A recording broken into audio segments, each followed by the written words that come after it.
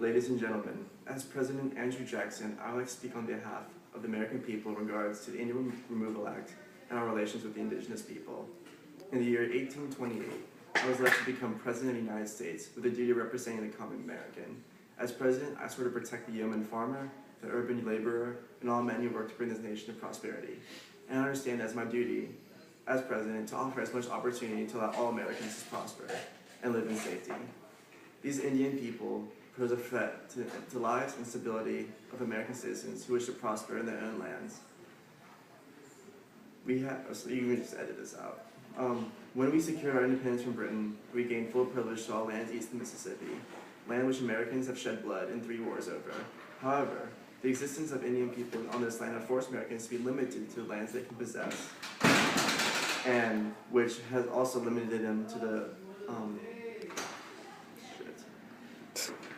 I really should have got this on paper.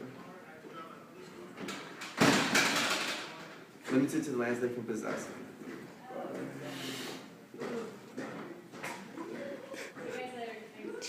Which contains valuable natural wealth which could be used to advance the economy and status of many individuals. The United States has given vast amounts of money in exchange for land occupied by these Indian peoples. As President of the United States, I am completely vested in the power to make treaties with these Indian nations. Thus, interactions such as the Treaty of New Anchota were within executive authority and entirely within the limits of the Constitution. Furthermore, throughout my entire life, I've always been around and acknowledged the threats that the Indian people pose to my fellow Americans. Since the foundation of this great nation, we've always been forced to look over our shoulder in fear of what these savages may do when we're not looking. While living on the frontier and serving the military, I've personally witnessed their brutality during our campaigns against the Red Sticks and throughout the second conflict with the British. Our cultures are too innately different to coincide with each other, and conflict will always remain as long as we stay in close proximity.